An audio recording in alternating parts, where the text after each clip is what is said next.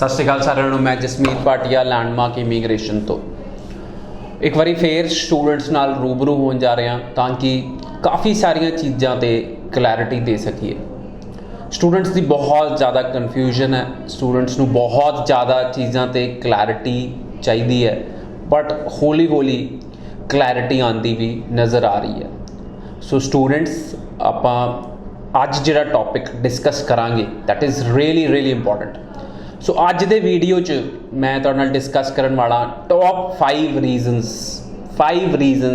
Y a student gets a refusal and तुसी वो refusal नू अवॉइड कर सकते हो जे तुसी अपनी प्रॉपरली तरीके फाइल नू लगाओ, अपनी प्रॉपरली प्रोफाइल नू असैस करो, प्रॉपरली सारा कुछ चैक करके अपनी फाइल सबमिट करो। और लैंडमार्क इमीग्रेशन पिछले 13 सालों तो सर्विसिज दिंदा आ रहा है students, PR and tourist dependent. तो किसी भी तरह की गाइडेंस की लोड़ है, you can contact us at the given number 90413 90412 और you can email us at info@landmarkimmigration.com। सो आज का वीडियो बहुत ही इंपॉर्टेंट है क्योंकि बहुत सारे स्टूडेंट्स डेली मैनू मिलन आ रहे हैं because they have got their refusal. We are not discussing first stage refusal or second stage refusal, but today I will discuss generic that how we can avoid refusals and what are the 5 major reasons that we get refusal.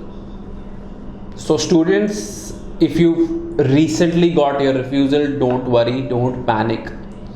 You can put up your file again and you can turn your profile into a positive profile.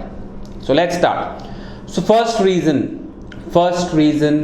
what I feel is really really important और सानू सारिਆਂ ਨੂੰ ही avoid करना चाहिए इदां दा कुछ भी करना, fabrication of documents. So first reason is fabrication of documents.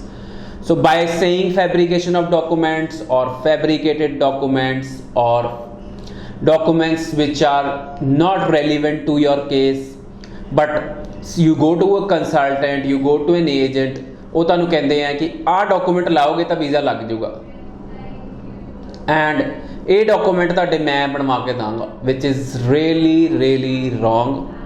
तुसी अपनी प्रोफाइल खराब कर रहे हो। सच बोलो, ऑनेस्ट रहो तो वीज़ा चांसेस ज़्यादा होंगे rather than putting fake documents in your file, rather than making a document in simple words in your file. तुसी अपनी प्रोफाइल ऑनेस्टली पुटअप करो, what ever you have done. साल का गैप है, 2 साल का गैप है, इज़ नॉट अ प्रॉब्लम। साडे जे आप सही तरीके फाइल लाने एंड पूरी क्लैरिटी देने हाई कमीशन नू, I feel you stand a better chance rather than putting up fake documents, simple words, fake documents which will end up in a ban also, end up in a refusal also. And तुहानू की लगता है कि जिहड़े immigration officers हैं, visa officers हैं, उन्होंने हथों हज़ारां फाइलां निकलदियां, they don't even need to see your documents. तुहाडी फाइल 1 सेकेंड देखदियां ही दस देणगे कि तुहाडे डॉक्यूमेंट बनवाए हुए हैं। So students, this is really really important, you should not get your documents made. This is really important part. Second, wrong selection of college, province and city. So पहली गल तो मैं सारे नू एडवाइस करदा कि we should choose government college, we should avoid private colleges, we should always use government colleges when we want to apply for our visa. Definitely सी जो आप SOP बनाने, I am coming to that point, but जो आप SOP बनाने आप high commission को कितना convince कर सकते हैं कि असी किसी छोटे जे प्राइवेट कॉलेज जाना चाहते हैं जिथे शायद 1 दिन क्लास लगती है एंड तुसी मैनू वीज़ा दे दो। This should not be the motive. असी एक चंगे सरकारी कॉलेज पढ़न जाना चाहते हैं, असी चंगा कोर्स लेना चाहते हैं, असी इस प्रोविंस च इसलिए जाना चाहते हैं एंड असी इस सिटी नू इसलिए चूज़ किया है। ये सारी वैलीडेशन पॉइंट्स तुसी मैंशन करोगे तां ही तुहानू वीज़ा मिलन दे चांसिस हैगे हैं, बिकॉज इन्ना कंपटीशन वध चुकिया, हुण इन्ने सारे स्टूडेंट्स अपना स्टूडेंट वीज़ा अप्लाई करते हैं। So you have to survive the competition. So जे आप कंपटीशन च वीज़ा लेना चाहते हैं then our college should be government, province where there is need of students, city where there is need of students. So please अपनी जी college, city, province सही ढंग नाल चूज़ करो, सही तरीके नाल चूज़ करो ताकि आप वीज़ा चांसिस वधा सकीए। Third point, course. हुण कोर्स रैलीवेंट होना भी बहुत ज़रूरी है और कोर्स तुहाडे कंप्लीट करन दा भी शौक होना बहुत ज़्यादा ज़रूरी है। मैं इदां नहीं कहता कि सपोज कोई आर्ट स्टूडेंट है या नॉन मैडिकल वाला स्टूडेंट है वो बिल्कुल अपना रेलीवेंट कोर्स ले तां ही वीज़ा लगेगा। आई have seen students with non medical background उन्होंने हॉस्पिटैलिटी च भी वीज़ा मिले and I have scene arts वाले स्टूडेंट्स जिहड़े कि डिज़ाइनिंग च भी वीज़ा मिलता है।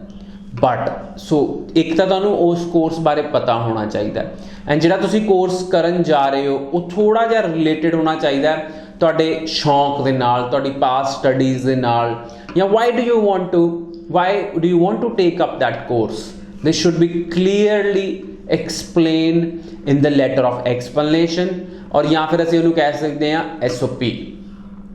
अदरवाइज तुसी सिर्फ कोई कोर्स लै रहे हो, सिर्फ पर्टिकुलर फीस घट है तो मैं वो कोर्स ले लिया, वो पर्टिकुलर लोकेशन ते उत्थे मेरा फ्रेंड पढ़ता है तो मैं कोर्स ले लिया, वो पर्टिकुलर सिटी च मैं इसे सिटी च जाना चाहना तो मैं वो कोर्स ले लिया, वो पर्टिकुलर कॉलेज है तो मैं वो कोर्स ले लिया, आर नॉट वैलिड रीजनस और justified reasons to take up that course. So student, it is really important to mention in your SOP that why you have taken up the course you've taken and why you going to finish that course। तुहानू ये हैरानी होएगी जान के कि 50% of the students only complete the course which they start from India। 50% बच्चे या तो चेंज कर लेंगे अपना कोर्स या फिर they are not able to complete the course, क्योंकि सिर्फ आप फ्रेंड ने कोर्स लिया सी तां ले लिया, उहदी फीस घट सी असीं तां कोर्स ले लिया, so you tend to drop out of that course. So इदां नहीं होना चाहिए। You must take a course जिहड़ा तुसीं सोचदे हो कि तुसीं कंप्लीट करोगे। Fourth point, proper preparation of your file. इहदे च बड़े सारे पॉइंट आ जाते हैं। So preparation of your file च तुहानूं पता होना चाहिए कि तुहाडे फॉर्म च की भरिया जा रहा है, सही इन्फॉर्मेशन भरी जा रही है। तानू SOP जरूर लगाओ अपनी फाइल च। I have seen students getting refusal because consultant told them that no SOP required in your file, no financial documents required in your file. So simple 4 paper तैयार किए, फाइल लाती, simply you got refusal. So अज दे time च जिथे इन्ना ज़्यादा competition हो चुका कैनेडा जाने लई, सो जे तुहाडी फाइल ठीक तरह नहीं प्रेजेंट होएगी then you tend to get refusal. So student, this is really important कि तुसी अपनी फाइल च लैटर ऑफ एक्सप्लेनेशन, जिन्हों कि असी स्टेटमेंट ऑफ परपज़ कहने, फाइनैंशियल डॉकूमेंट्स जिन्हों असी कहने कई बार फंड्स की रिक्वायरमेंट भी कहने। फंड्स दे मीन ये नहीं है कि आप किसी ने कहता 15 लाख शो करना पेगा, that is wrong. You must pay your full year fees, you must deposit GIC and then you can put up whatever funds documents you have. तुहाडे बैंकां च पैसा आंदा जांदा है, that is okay, no problem. तुहाडे father mother की income tax returns कितनी है, तुहाडे कोल किद्दां दी बैकग्राउंड हैगी है, दैट इज़ रियली इंपॉर्टेंट। जे तुहाडी स्ट्रॉन्ग बैकग्राउंड है, definitely that will help you getting your visa. And कई बारी साडी बहुत स्ट्रॉन्ग बैकग्राउंड होंदी है बट आपां कोई पेपर ही नहीं लाया, सो अंबैसी नूं किद्दां पता लगेगा कि you are from a strong background. So ये प्लीज़ इस पॉइंट का ध्यान रखो एंड प्रॉपर तरीके अपनी फाइल लाओ। लास्ट पॉइंट, वेरी इंपॉर्टेंट इसलिए कि अपनी फाइल च जो लगा है वो जरूर पढ़ो। ਕੀ ਡਾਕੂਮੈਂਟਸ ਤੁਹਾਡੀ ਫਾਈਲ 'ਚ ਲੱਗ ਰਹੇ ਆ, ਤੁਹਾਡੇ ਫਾਰਮ ਕਿੱਦਾਂ ਭਰੇ ਗਏ ਆ, ਸਹੀ ਇਨਫੋਰਮੇਸ਼ਨ ਹੈਗੀ ਹੈ ਕਿ ਨਹੀਂ ਹੈਗੀ ਹੈ। If you've got previous refusal, ਜਾਂ ਤੁਹਾਡੀ ਫਾਈਲ ਉੱਤੇ UCI ਨੰਬਰ ਭਰਿਆ ਗਿਆ ਕਿ ਨਹੀਂ ਭਰਿਆ ਗਿਆ। ਪ੍ਰੀਵੀਅਸ ਰਿਫਿਊਜ਼ਲ ਵਾਲੇ ਕਾਲਮ 'ਚ ਭਰਿਆ ਗਿਆ ਕਿ ਤੁਸੀਂ ਕਿਸੇ ਹੋਰ ਕੰਟਰੀ ਤੋਂ ਰਿਫਿਊਜ਼ ਹੋ ਕਿ ਨਾ ਹੋ। ਤੁਹਾਡੀ ਫਾਈਲ ਵਿੱਚ SOP ਲੱਗੀ ਹੈ ਕਿ ਨਹੀਂ ਲੱਗੀ ਹੈ, LOA ਲੱਗੀ ਹੈ, ਫੀ ਰਿਸੀਟ ਲੱਗੀ ਹੈ, GIC ਸਰਟੀਫਿਕੇਟ ਲੱਗਿਆ। ਸੋ ਇਹ ਸਾਰੇ ਡਾਕੂਮੈਂਟਸ ਤੁਹਾਡੀ ਫਾਈਲ 'ਚ ਹੋਣੇ ਚਾਹੀਦੇ ਆ ਐਂਡ ਤੁਹਾਨੂੰ ਪਤਾ ਹੋਣਾ ਚਾਹੀਦਾ ਕਿ ਤੁਹਾਡੀ ਫਾਈਲ 'ਚ ਕੀ ਲਿਖਿਆ ਗਿਆ ਹੈ। So must read your own file. So students, so I always tend to give you correct information, and if you like our videos, kindly subscribe to our channel. Thank you.